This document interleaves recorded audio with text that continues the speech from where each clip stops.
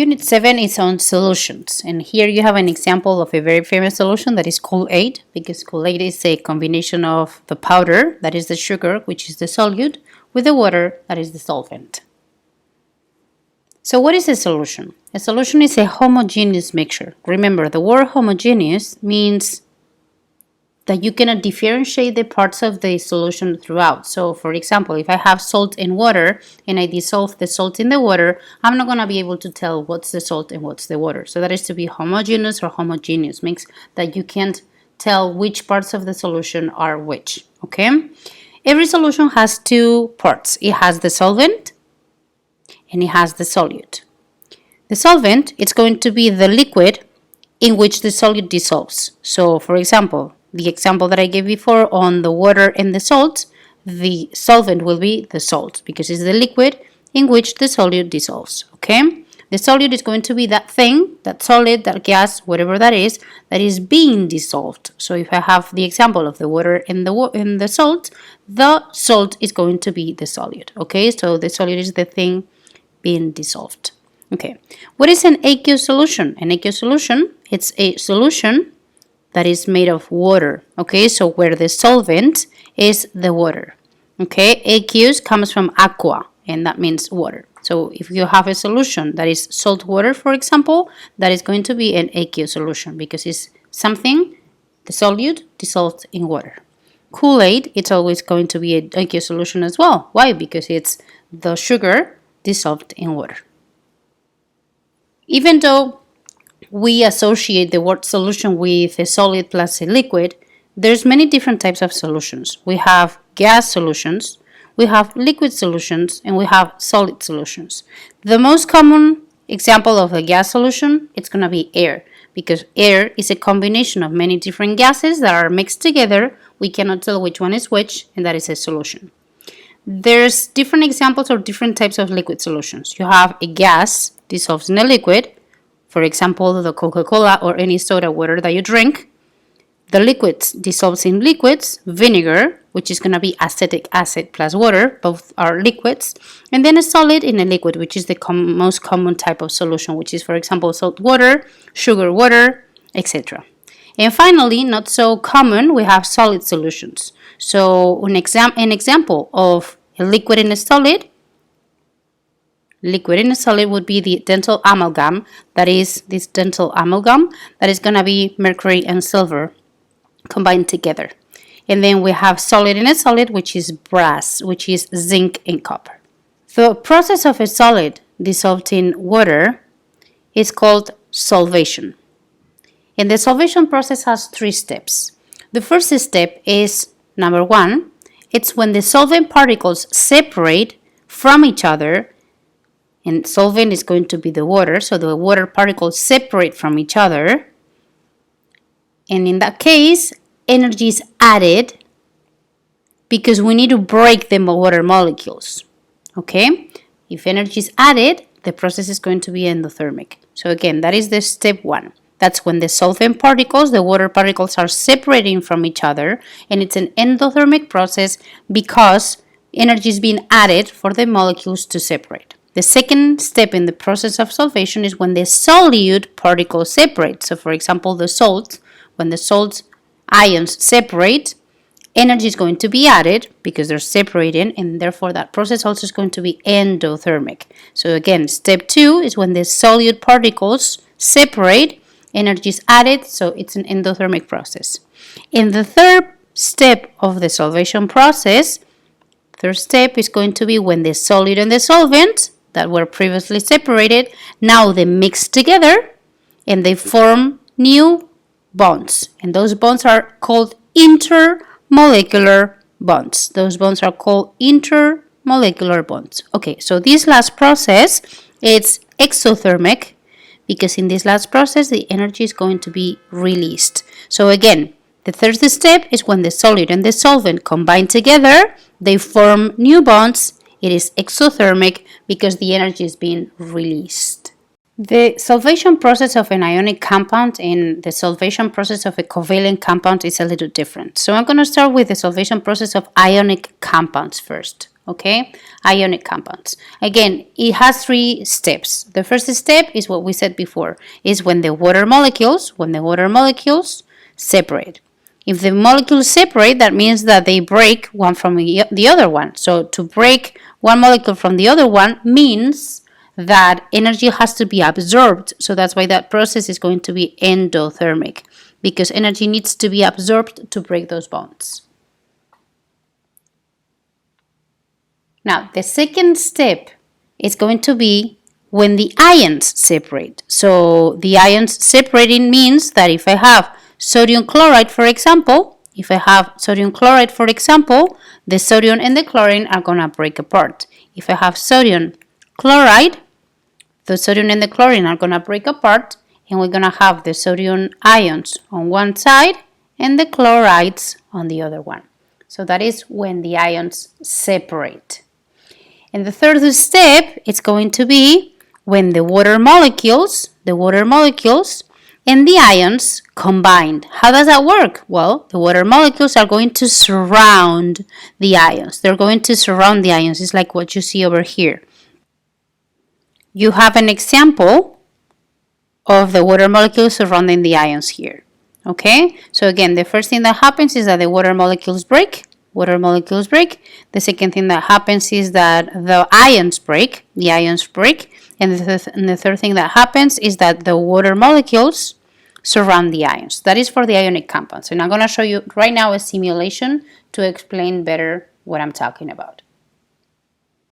This is a simulation of how the ionic compounds like sodium chloride are solvated or dissolved in water. So when we dissolve an ionic compound in water, as you can see right now, we have the ionic compound that is formed by the ions, and what's going to happen is that the water molecules are going to separate, and then the ions are going to separate, and finally the water molecules are going to surround the ions. So if I had sodium chloride, the sodium goes one way, the chloride goes another way. So the ions are breaking apart, and then the water molecules solvate the ions. The solvation process of a covalent compound is a little different from the ionic compound, and the difference is step 2. Step 1 is exactly the same. In step 1, we see how the water molecules are going to separate. And when the water molecules separate, as anything else that is separating, the process is going to be endothermic. Now, the second step is different from the ionic compounds solvation. And it is different because now, instead of breaking ions, we are separating molecules. So in step 2, the intermolecular bonds, or the bonds between the molecules, the bonds between the sugar molecules, are going to break.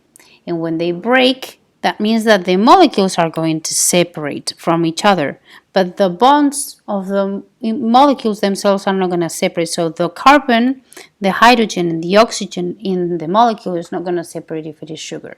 So again, for step 2, the bonds between the molecules are going to break, but not the molecules themselves. The bonds between the sugar molecules are going to break, but not the molecules themselves, meaning that the molecules of the sugar are going to remain intact. And finally, the third step is the same thing that happens when we have ionic compounds, is that the water molecules are going to surround the parts of the covalent compound. And if they surround the parts of the covalent compound, that when we see it over here, that the covalent compound is solvated. We have an example here of how we have water, that is the solvent, and we have sugar, that is dissolved in water, and sugar is a covalent compound. So you will see how when the water molecules surround the sugar molecules, they don't break themselves. What's breaking is the bonds between the molecules, which are called intermolecular bonds because they happen between molecules. So as you see, the hydrogen and the carbon and the oxygen don't break apart like the ionic compounds do. Now only the molecules separate, okay? Not the bonds within the molecules. If we talk about solutions, we must talk about a key concept called solubility. because the solubility is the maximum amount of the solute that can be dissolved in an amount of solvent. It's how much solute the solvent takes. So again, it is the maximum amount of solute that the solvent can take, okay, that is dissolved in a given solvent. It's how much salt the water can take, or how much Kool-Aid the water can take, okay? And for that, we need to take into account two things, which are the temperature and the pressure of the solution, okay? All right, so there's one more factor besides the temperature and the pressure that affects the solubility, and that's called this like dissolves like. We will talk about that in a minute. So there's three factors altogether that affect the solubility of the solute in the solvent, and those three factors are going to be the temperature, the pressure, and what we informally call like dissolves like.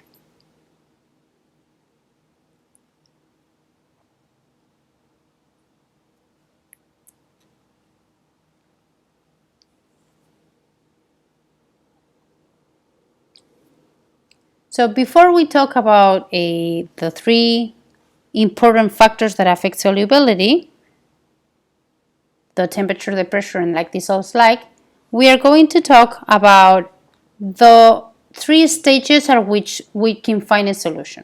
So we can have a solution that is unsaturated, we can have a solution that is saturated, or we can have a solution that is supersaturated. An unsaturated solution is going to be a solution that has a concentration of solute that is less than the limit, meaning that more solute can be dissolved, okay? So more solute could be added. Now, if we have a saturated solution, we're gonna say that the amount of solute in the solution is at its limit. And then that means that no more solute could be dissolved. And finally, a supersaturated solution, it's going to be when the concentration or the amount of the solute is higher or greater than the solubility limit. There's more solute than what the solvent can take. Okay, so we have these three examples over here. We have the unsaturated solution, so more solute dissolves in the solvent. The saturated solution, so no more solute could be dissolved in the solvent, it's at the limit. And then the supersaturated solution, that is already forming crystals because it has way more solute than what the solvent can take. Talk about the first factor that affects solubility, and that is the temperature. How when we change the temperature of the solution, the solubility goes either up or down.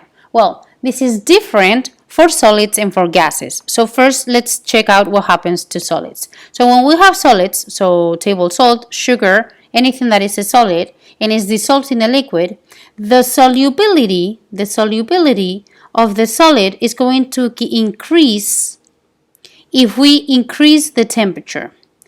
Okay, the solubility of the solid, the solubility that is S of the solid, is going to increase if we increase the temperature. That means that if I have a solution of salt in water and I increase the temperature of that solution, so I heat it up, the solubility of the salt in the water, so the capability to dissolve the salt in the water is going to be higher. I can dissolve more salts.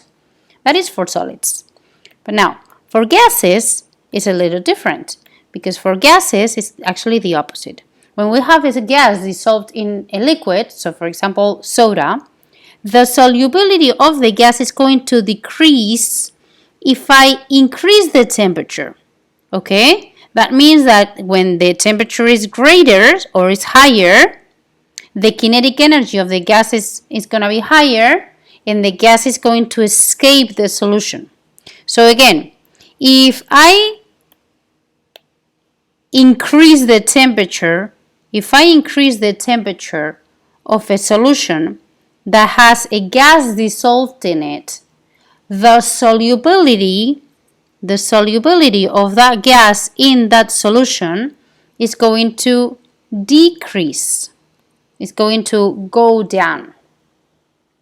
For example, if I have soda water, or if I have Coca-Cola and I heat up the Coca-Cola, eventually the Coca-Cola is going to go flat because the solubility S of the gas in the water or the liquid went down. And you see that on the graphs that we have right here. If you actually analyze the graph to the left, that graph is on solids. So as you see, most of the solids have a solubility that increases when the temperature increases. So if you look at the graph to the right that is on gases, as you can tell, the solubility of most of the gases decreases when the temperature increases. It decreases when the temperature increases.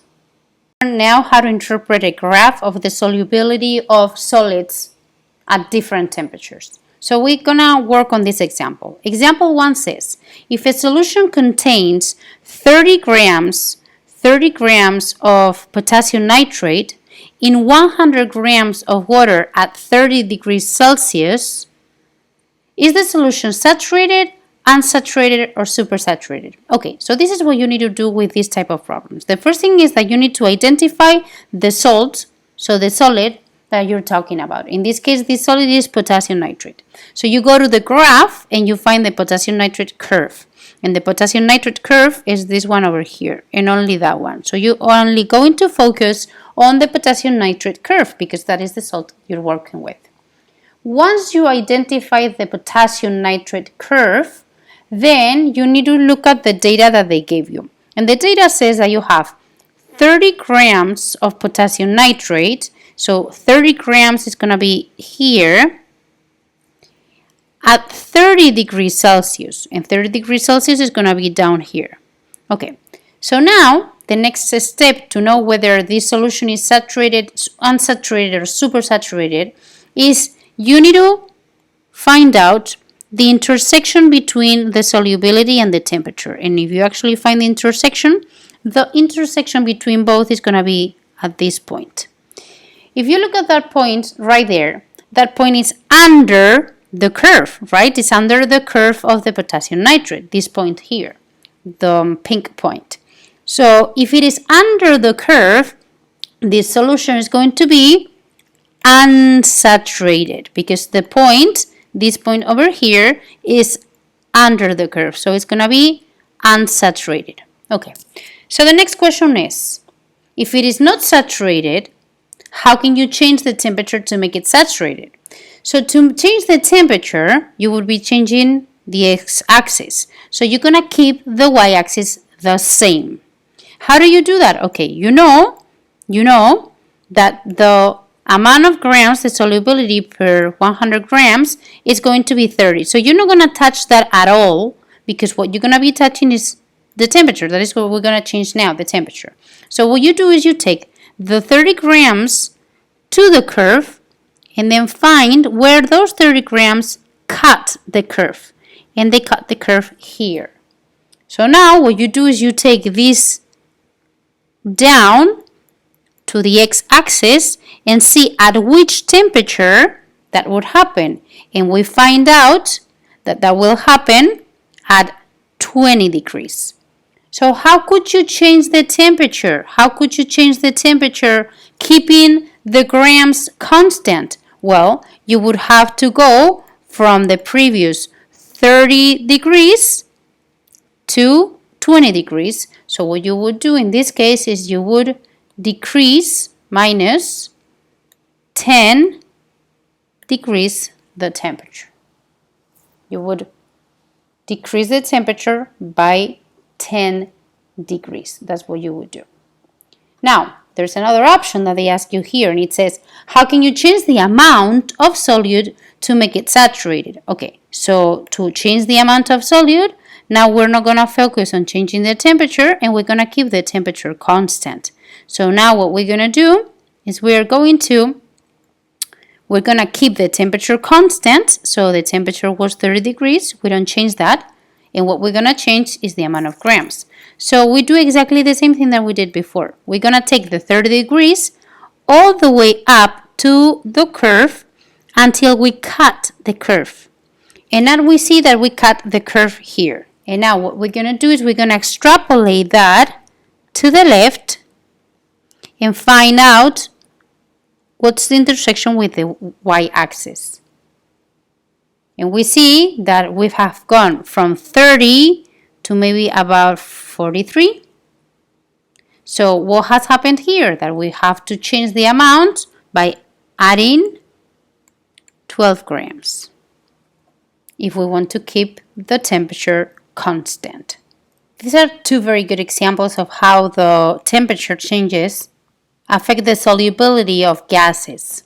The example to the left shows you how you have a couple of fish in a fish bowl, right? So if you have the fish bowl in a sunny window and you let the temperature of the fish bowl go up and therefore the temperature of the water go up, what's going to happen is that the solubility of the gas in the tank, in this case the oxygen in the tank or the bowl, is going to go down. And if the solubility of the oxygen goes down, the oxygen is going to escape the water and the fish are going to die.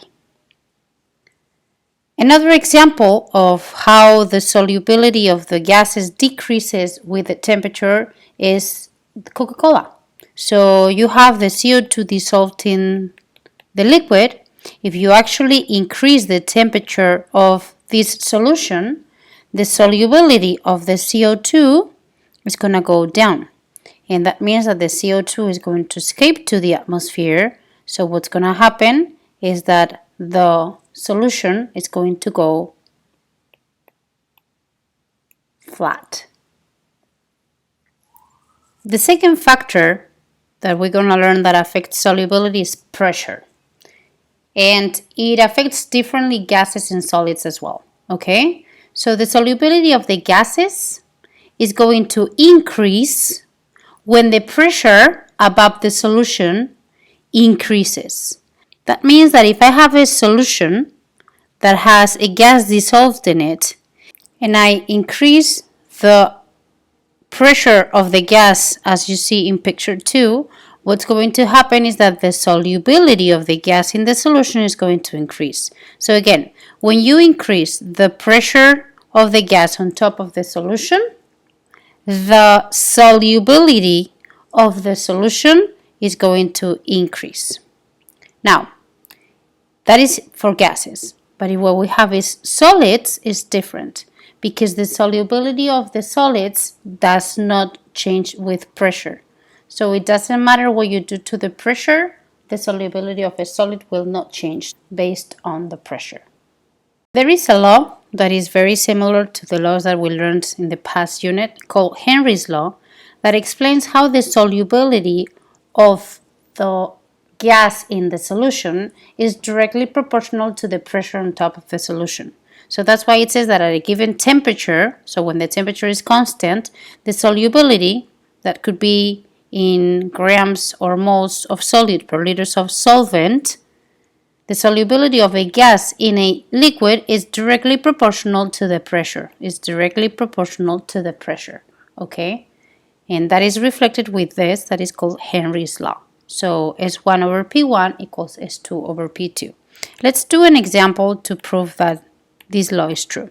It says that if you have 0.85 grams of a gas, so it's the solubility of a gas, at 4 atms of pressure, and is dissolving in 1 liter of water at 25 degrees Celsius, how much will dissolve in 1 liter of water if the pressure is changed to 1 atm? So what we need to do here is we need to talk about S1 or describe S1, which is going to be 0.88 grams per liter, per 1 liter. And then P1, it's going to be 4 atmospheres. And then we have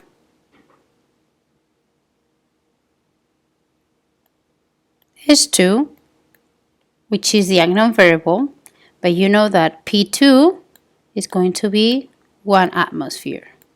So if you actually use Henry's law, you're going to do 0.85 grams per liter divided by P1, that is 4 atms, equals to S2 divided by 1 atm. You cross multiply these numbers, so you do 0.85 grams per liter times 1 equals 4 times S2, and then you divide both sides by the number that is multiplying the unknown variable, that is 4. You divide both sides by 4, and the answer to this, S2, is going to be equal to 0.21 grams per liter. That is the answer. So again, we are using Henry's law to determine how the solubility changes when the pressure changes. So an example of how the pressure and the solubility are related is what we call the Fish keeper. So what does a Fish keeper do? What it does is it keeps the pressure high in the solution so that the solubility of the gas in the solution is high. What's the best way to keep the soda fizzy? Well, two things. One thing that you can do is keep the temperature of the soda low. And the second thing that you can do is keep the pressure on top of the soda high. The last factor that we need to take into consideration in solubility is what we informally call like dissolves like, which is actually called polarity. Polarity. The polarity of the solute and the solvent must be similar, must be the same in order the solvent to dissolve the solute. That means that the solute and the solvent have to have similar intermolecular forces. This means that if I have an ionic solute, and ionic is extremely polar,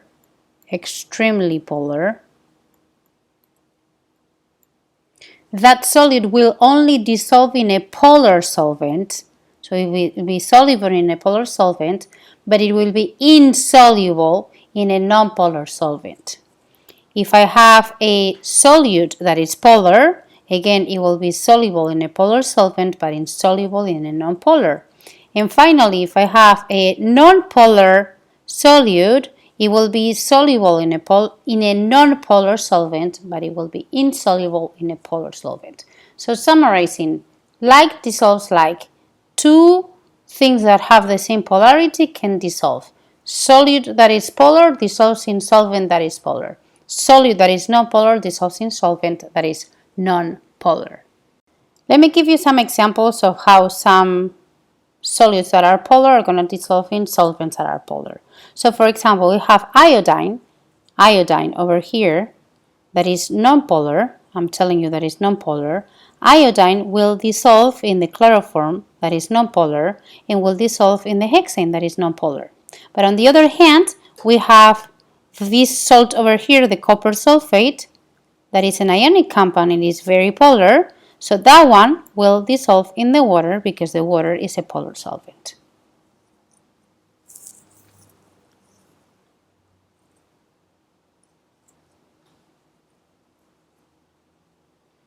And another very famous example is what we use to dress the salads, okay? So in the Mediterranean, at least, we use olive oil and vinegar to dress the salads. If you actually mix olive oil with vinegar, they will not dissolve each other. Why? Because the olive oil has a different polarity than the vinegar. The olive oil is non-polar, and if you check over here, the vinegar is polar, so they will not dissolve, okay? On the other hand, the olive oil and the vinegar do not dissolve, but on the other hand, if you actually want to mix vinegar with water, because the water is polar and the vinegar is polar, these two will dissolve together.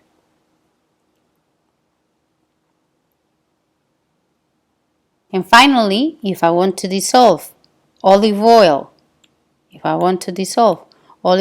in water, they will not dissolve either because the olive oil is non-polar and the water is polar.